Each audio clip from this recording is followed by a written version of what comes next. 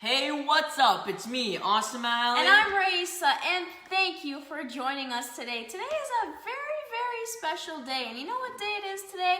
It is the celebration of APSOW's 2-year anniversary! Woo!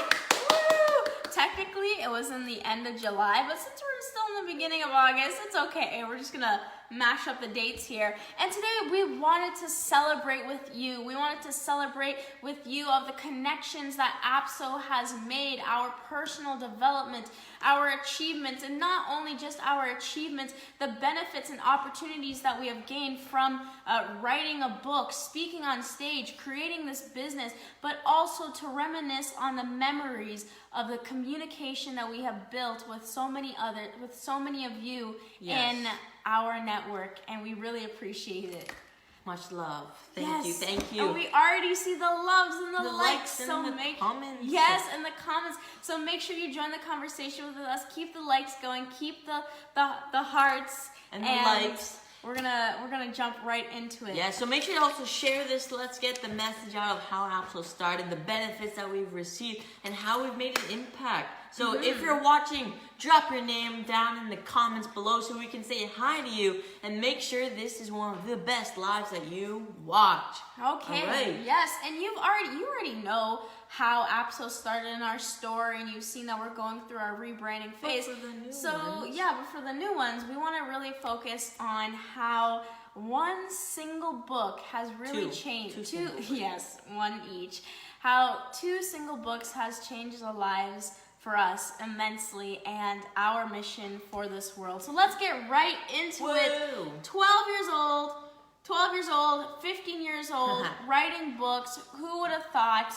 Let's get into it. Okay, Ali. What are the chances? I know. What are the chances? How did we start writing this book? Hello. Savina's here. What are the chances, though, that now, when we're talking about this, Raisa started when she was 15. I started when I was 12, and now I'm 15, and I'm almost 15, and Raisa's gonna be turning 18 now. Wow. So what happened? Okay, so last month or June, Raisa and I signed up for a communication workshop 2 years ago.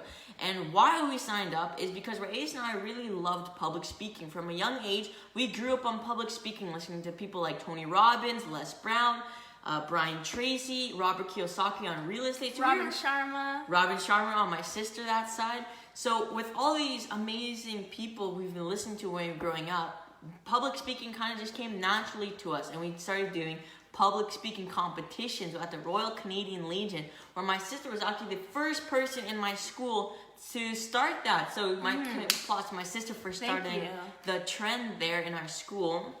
And from that point, when we did the communication shop, we were just blown away by the actual professional side of what the people like Tony Robbins and Les Brown had to go through.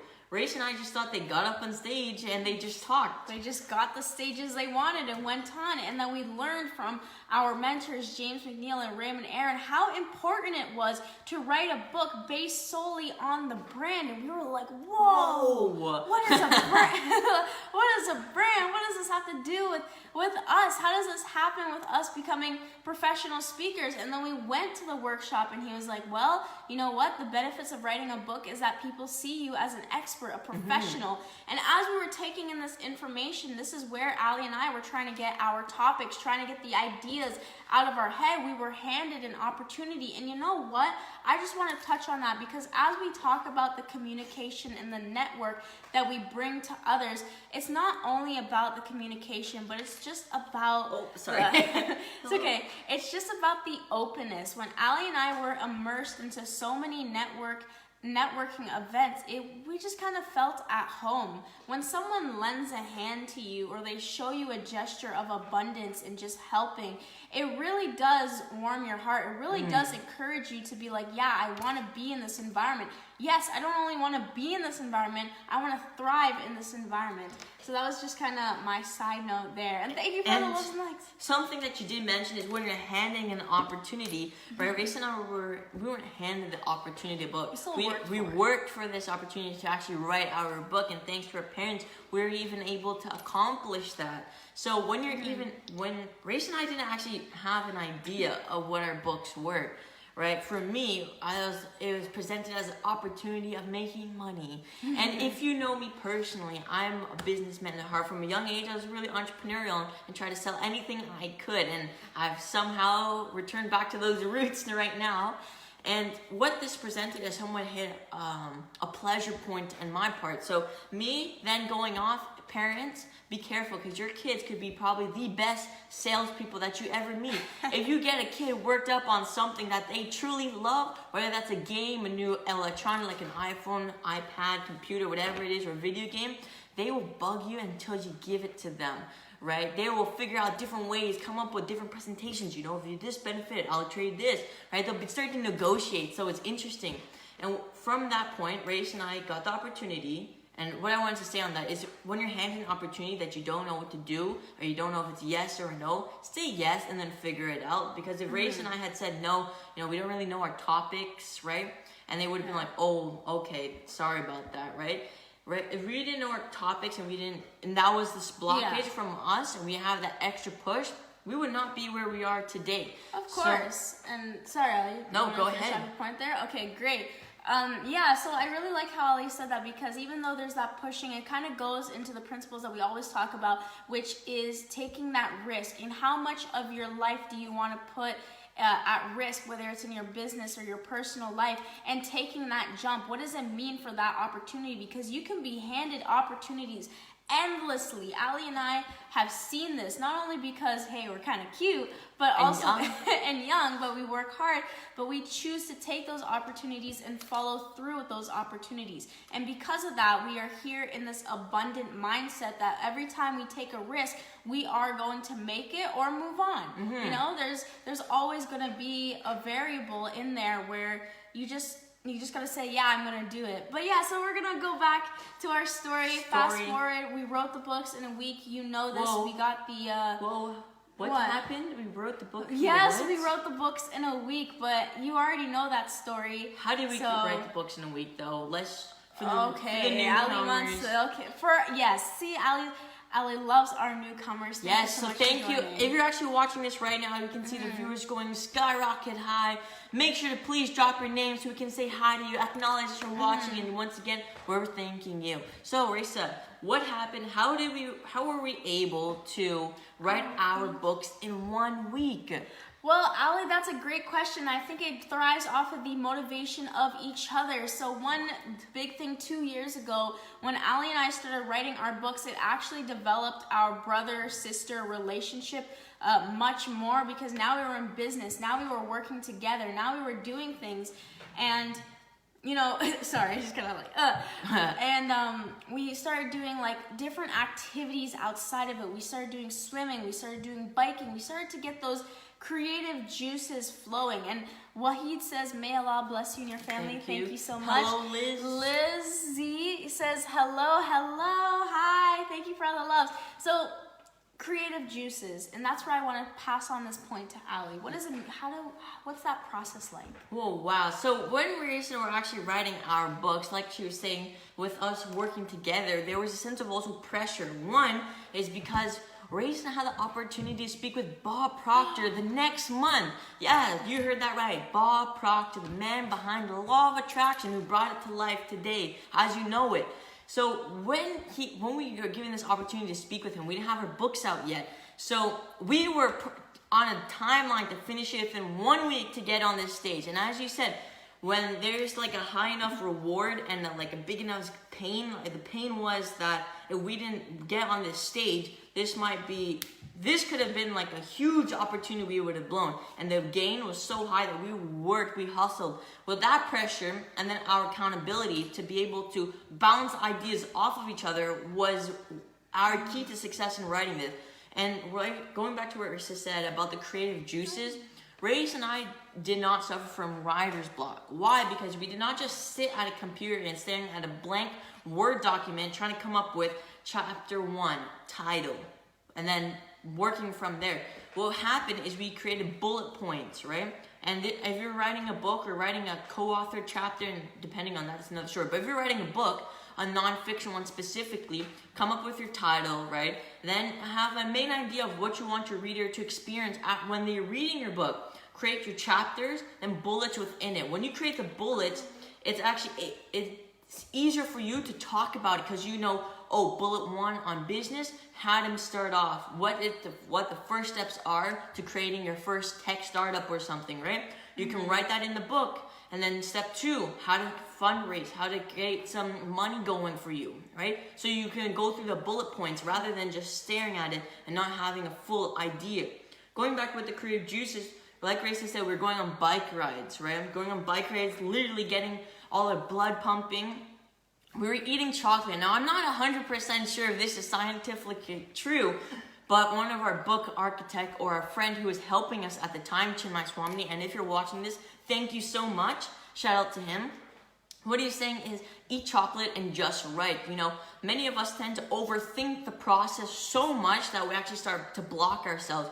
And when we were going to start researching into a whole lot of stuff. Now, I do suggest you do some research into your topic if you don't have the full experience, right? But also talk from your experience that you've had, and tell your story, your message from your experience, because your story might be able to impact another person who, with someone who's had doctorates and everything else, might not be able to touch them because they weren't at that level that you were and this other person was. So get your message out there. Then we start doing swimming, getting active, doing other things, because it's been scientifically proven that when you're active or you're experiencing some sort of exercise, your brain is actually higher, your brain is functioning at a higher rate. Yeah, so that definitely was getting the creative juices, and we were having fun with it. I think that's a big part, is having fun with the process. Exactly, and you know what? I think it's also through a little bit of competition, because, you know, we're both competitive people. So when, you know, Ali and I actually saw this really crazy a Snapchat memory of both me and Ali were sitting together and we're both writing our books just side by side. The computer's there, and I'm like, wow, I wonder what was going through my head to really, you know, kind of put my fingers down and like look at Ali. I'm like, okay, well, I need to do better, and let's get into that. But you know what? As soon as the books were launched, it was just crazy. We talk about that atmosphere of being in those events and having people support us and having those around us really say like, wow, this is impressive, but you two are impressive as well. I think when you just have a book, it not only, it amplifies your personality a little bit more, it just amplifies who you are, because you're sharing your message. If you were able to untangle your thoughts, put it down in a book, well, here you go. This is who I am. This is my message. This is what I'm doing. I thought that was absolutely great. So we had the speaking stages. We had the stages to speak on, and that was very, very powerful. Before we actually move on, Raisa, I totally forgot to mention this. What are the titles of our books? Oh my gosh, jeez. Our first 2 books, what are the titles? So my book is called Make My World a Better Place, How to Live in Peace and Harmony with Others. And mine is called Teenagers Are Awesome, You Just Have to Get to Know Them. Yes, and we do have some comments here, so let's read them. Lizzie says, my mentor, Bob Proctor, great. Wahid says, you both are wonderful. Thank you, Wahid. Takwa is also praying for you. Thank you. Latifa Bach says, hearts. And Thompson says, continue the great work. Thank you, Thompson. Thank you so much. Remember, if you're watching, drop your name. Let's give you a shout out, say hi to you, drop a comment if you're loving what we're saying, and join the story. Share your message. What's going on with your life? Have you written a book? Are you an author? Or an entrepreneur? Book. Exactly. Okay, so we talked about our books, we talked about the speaking gigs, we talked about the recognitions.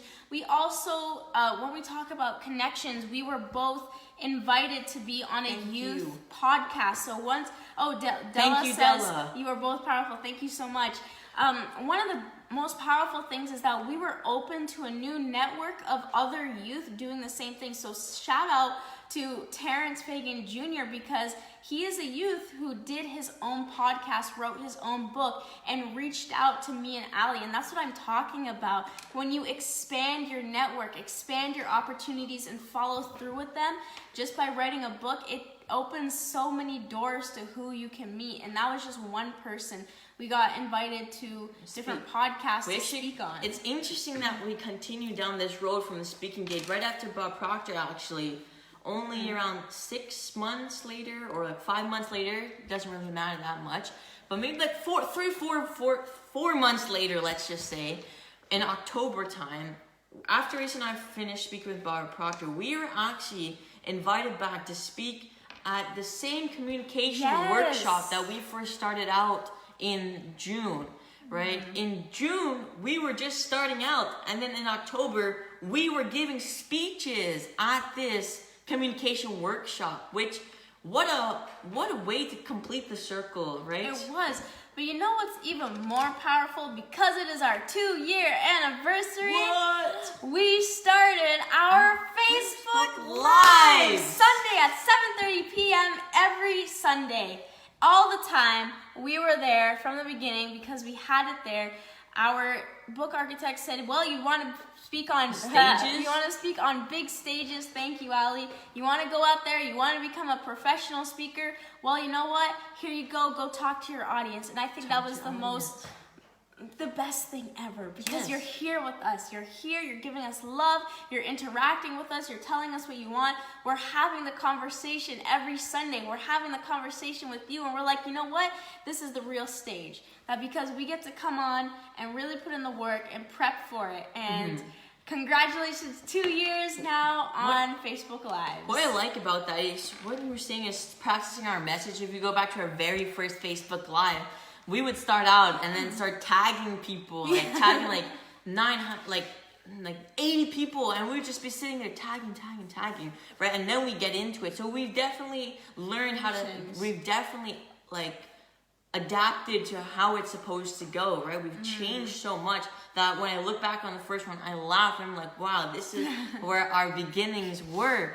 And it's interesting because this allowed us to practice our craft, like you were saying. And Kevin Hart, actually, if you don't know who he is, the man himself, the famous comedian Kevin Hart, right? He talks about how when he was starting out, he had to practice his craft all the time, except he was driving from I can't remember his hometown, from Philadelphia to New York constantly with a mentor by his side to practice his stand-up comedies, tweak it. And it's over the experience and the repetition of doing that he was able to become who he is today. He calls it the 16-year overnight success. And Race and I, we weren't necessarily always driving from place to place practicing, but we were able to come on these Facebook Lives, develop a script kind of before we got on, and then deliver it to you. And sometimes the scripts were very and sometimes we just wing it. Yeah. Like, you know what? I think that's a really good thing that you mentioned, Ali. And it's as much as you do want to practice your craft and you do want to practice your speaking, you always fine-tune it to your audience. Even from our mentors, they always gotta say, you gotta read the live audience. Go to the event before you go into your presentations. But sometimes get to know the audience, feel the vibe. Yeah, get to know the audience. But sometimes when you just go on, you be your authentic self, you let all your worries go, and you are focused on one topic, the words will flow. And I find that because sometimes Ali and I will practice, and we'll go do something completely different. Change it up. Yeah, same topic, but we'll just, we'll do something different, because at the end of the day, when you are being your authentic self and the words just flow, well, hey, you are in one powerful conversation because you're opening that honesty in communication. Yes, indeed. So actually, shout out to Anissa Hussein Caldera, who's on right now. That is our aunt, and she is actually one of the persons who allowed us to finish our books. Why? Because we would bike ride from our house to her house to go and pick up some lunch and then come right back. So Anissa, thank you for feeding us in our journey on this adventure of APSOW. To also go see our baby cousin. Yes. So the way you sounded made it... Okay. No, we were just bike riding. Yeah, hey, nice. A snack. A snack. Bike she ride actually snack. says, happy anniversary. Ha ha ha ha. Thank you so much. Okay. Moving on to the big boy that we've all been waiting for, APSOW. What is the story behind us, APSOW? Oh my goodness. Did the company APSOW start? Well, it started because we wanted to... Oh, she said you guys are amazing. Thank you so much. It started because we wanted to host our own youth conference. Which was called The Future Is You Youth Conference 2019. Yes, it is. And you know what? That came from the idea because we finally said, we're doing these Facebook Lives. We got our book. We have the branding. Let's go do something and inspire other youth. Let's go do something and inspire kids to open up the opportunities, to open up the experiences. We just had the possibilities. And Ali and I decided, our mom actually decided the name to call it APSOW. Well, we were actually looking for an umbrella. Yeah, just an umbrella. But that doesn't matter. It's just the name right now. Awesome people shaping our world. APSOW. APSOW. Created from both of our books, but it wouldn't happen because the literal name, the benefit of writing a book is the literal name turned into our business. The literal name turned into the spearhead for our first ever youth conference, and you wouldn't believe the amount of energy that was in the room for those kids at those youth conference. We had activities, speakers, music. We did everything. All the events we went to,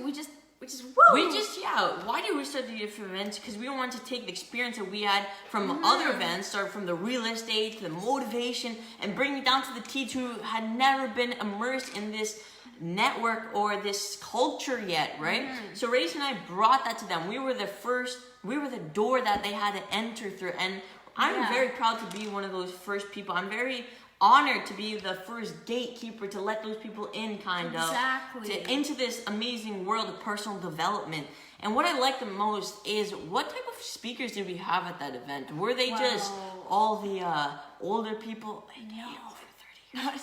Were they all of those? No, we had youth speakers because what? Not only we had youth speakers. Wow. Yes, and not only that, it doesn't matter what age you are to become a speaker, but we really wanted to show that if we were young, you can do it. If you were old, you could do it. If you were in the middle age, you could do it.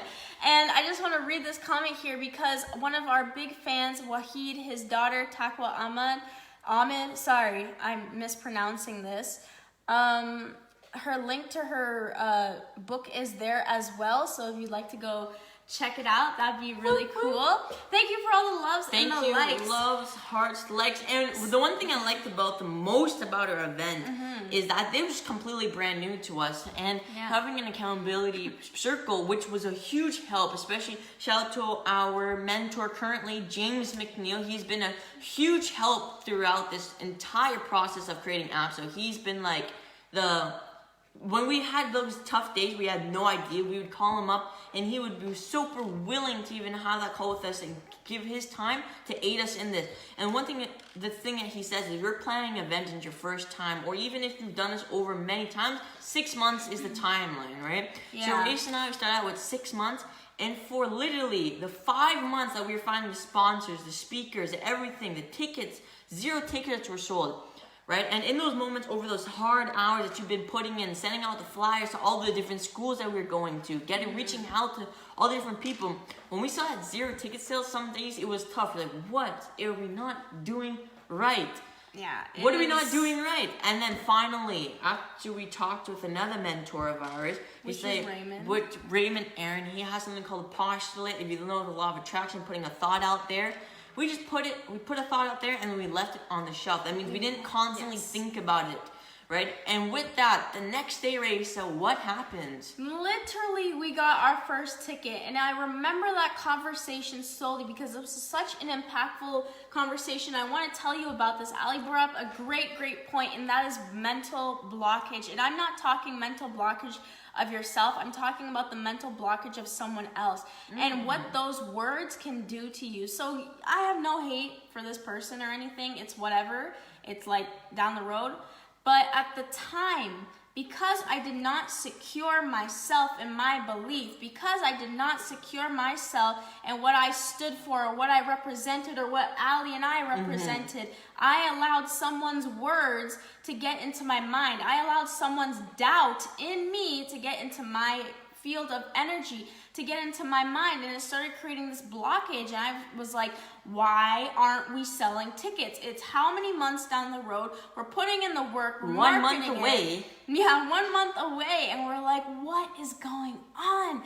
And I talked to my mentor. I'm like, help me, because I'm like, what's going on? And he just said, I give you permission to forgive yourself.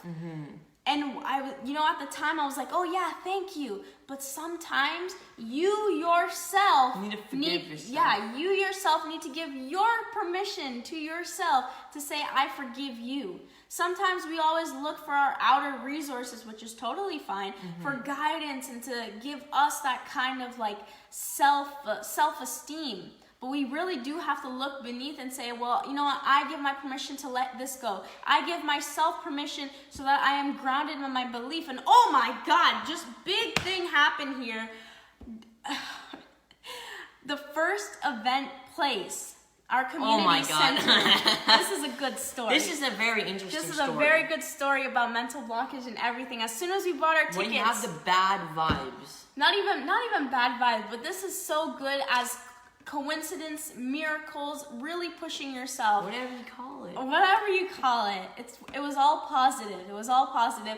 But our first event venue, the venue we had booked. Okay, I'll let Ali tell this one. Yeah, so what happened is, Risa, alright, so going down the road, finally, everything's ready. We had booked a really nice venue at a great price, finally, right? We got it down, people were finally flooding in, first tickets are coming in, and what decides to happen? Out of all the things that could possibly happen, someone drop in the comments, what do you think happened in this? What do you think happened? What do you think happened? Was it burned down? Was it flooded? What happened? So if you thought it burned down, you were correct. Out of all the things that could have happened with this one event venue in a very nice area, proper, very big. Burnt down out of all the community centers out there. This one had to burn down. The one that we had booked with only our event a few months or even like 1 or 2 months away, it decides, hey, you know what? Let's give you guys a harder time. Let you guys really get into this stuff. Yeah, so our event burned down, and then our event venue burned down, and then next thing you know, we had to move over to the next one. And what this kind of taught us was, like, look at us now, we're joking about it, because in that moment, we were like, what is happening? Why is this happening to me, kind of, right? So with that, we moved on, and the thing I want to point out here is we did not stick on this event saying, oh my gosh, why did God, this universe, why did they do this to me? Out of all the things, they had to pick my event venue. They knew my event was coming up, and they decide, hey, you know what? Let's burn this down and give these teens a harder time. No, Race and I did not think like that. We're like, wow, this is interesting. Maybe there's something that's going to happen on this day that they're trying to stop us from. So they may have gone an extra mile to just say, do not go here, because something bad might happen.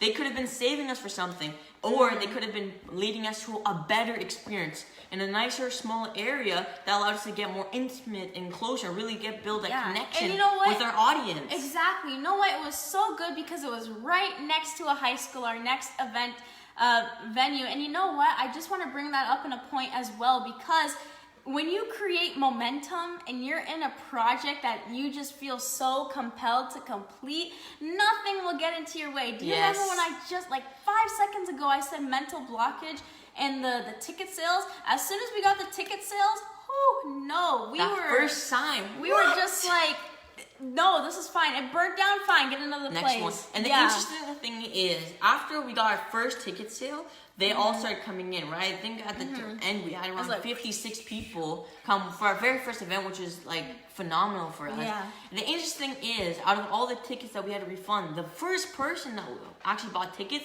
was the only person that we had to refund. And it's like, what? You started us out on this, and you want your ticket back. Everything happens. Everything happens for a reason, and I truly believe that. Yes. Okay. So we have some comments, and then we're gonna start moving forward. So Latifa says, James. Ellie says, excellent. Thank you. Latifa says, yes. Hello, Zabita, Anissa. Anissa says, I remember that. Yep. Zabita's watching. Hello. Hello. Thank you. Anissa says, you guys were very resilient and took it with a stride. Thank you so much. Jamal says, Papa's watching. Ellie says, you are so pretty. Thank you. Okay, so moving on, Raisa. Yes, we're gonna move on to the TV show. Yes, and we're gonna wrap it up. But I mean, Allie's got so much energy, so let's keep bringing this energy up. Yeah. Okay. So, Raisa, actually, before we get into the TV show, quick quick summary because something big happened just before the TV show. Right after we held our youth conference, all right, step back, youth conference, 1 week before that, Raisa got an award for her book. What was it called again? Most Compelling Story Award, the first author awards held by a magnetic entrepreneur. Shout out to Robert J. Moore. Raisa got an award for her book 1 week before that. Our youth conference happened, phenomenal. Everybody loved it. The Monday, I left for New York for a whole week for my graduation trip of grade 8. I left for that whole time. I just left. I was like, all right, Raisa, this was a great time. I gotta go. So we left. We got the TV show. And one more thing. On that trip, we got the opportunity to become international bestsellers. Right? We got a chapter in an international bestseller co-authored book. At the time, we didn't know that. We got a chapter in a magnetic entrepreneur book, the same one that Raisa won an award from. We wrote a chapter in that, and then the next month we became international bestsellers for that.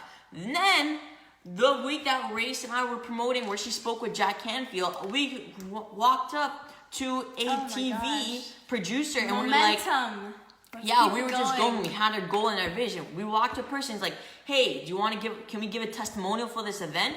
Right? Can you interview us? Because Raisa and I want to get our point out. And at that time, we did something very creative. I had a white sweater, and then we printed a QR code on the back of a shirt, and then we wore that shirt that said APSOW Youth Conference QR code, scan me. And people could scan my shirt and get the ticket sales. Thinking outside the box here. It's so nice to always reminisce on those kinds of memories, but let's jump right into the TV show. So shout out to Christine Santos, who gave us this amazing opportunity. But you know what? It happened with Ali, because that's the testimonial he was talking about. That she was so impressed that, this kid is giving testimonials and this. And we walked up to everybody who had a camera that day. Yeah, exactly. You put yourself out there. And she invited us onto her TV show. Which is called Epic Generations. Get Inspired. That was our segment. Yes, that was our segment. And I remember that day specifically because we met these amazing kids who asked awesome questions and who were just so brave. And we could see the camera. We were in a real studio and everything. And it was so funny because we kind of came in. And now here's the little part I'm supposed to not really say. On that day, I knew you were going to bring this up. Ali was sick. Right? I was not sick. He wasn't sick, but whatever. He had like a cold, and his voice had dropped. It dropped a little bit deeper. 3 octaves. His voice had dropped, and I never seen this kid smile so much to see his voice drop before he went onto TV. Yeah, so at that time, that's right. I did have like something in my throat. Don't know. I caught from New York with the rain or something happened in that time. And I decided, I was like, yo, this is amazing. My voice is dropping. So I went on, amazing, throat was a little raspy. But that didn't stop us. We were in the middle of a TV shoot, and I was going to let a voice stop me from moving forward. Heck no. So we did that. The kids were amazing. They were asking us questions. We talked about how we started with our books, what opportunities they brought us. The kids were asking questions like, oh, why did you start a book? Are you making money? Of course, as one of the big ones. What APSOW is, what opportunities we're providing, which is actually what's going to be happening with our rebranding process going on. Yes, and that's one of the last things. So one of the last things that we want to jump in, because we're going to wrap it up like very, very soon. And if you've been watching this, thank you so much. Yes, thank you so much for sticking around for our 2-year anniversary. Woo, woo. Woo! So, and somebody says greetings to you. We started our interviews. So if you have seen our show, our web series, Adults, Teens Need to Know Who Are You and How'd You Become Successful, we started those series. We started Youth Week interviews, interviewing other youth. And that was something we started doing differently because we were like, you know what? We want to help people get their story. APSOW is about creating opportunities for other people, networking them into different communities. Giving them the experience of entrepreneurship at that young age. At the same time that we had, because we want to provide those opportunities and experiences. So we started these interviews. And wait, quick thing right here. If you're interested in doing an interview with us, I hope this is all okay for the groups that we shared in. So one quick thing: if you are interested in coming on an interview with Raisa to get your message out, let me know. Let's connect. I love connecting with people, and we'd love to get your message out anytime. So sorry about that. Quick little plug for the night. So as we come to an end and we wrap it up, APSOW is developing our own programs now, because for our 2 years, we want to really finally get out there and show that, we're here. We have experienced our momentum of fame and really getting out there, and now we want to buckle down and truly help youth and young adults on their entrepreneurial journey. Entrepreneurial journey. There we go. And we just want to say thank you so much for joining us on this journey, because there are so many more adventures to come, so many more memories to make. And we are going to get there. Yes, so if you've been watching this, for everybody who's been watching this, or anyone who did watch this, thank you so much. You are a part of the APSOW's journey, and we will remember you as we continue to grow alongside us, because this is what APSOW is about, creating an opportunity-based network for teens and young adults to experience entrepreneurship through their passions and interests. This was presented by APSOW. Awesome people. Shaping our world. Remember, you are awesome. And you can make the world a better place.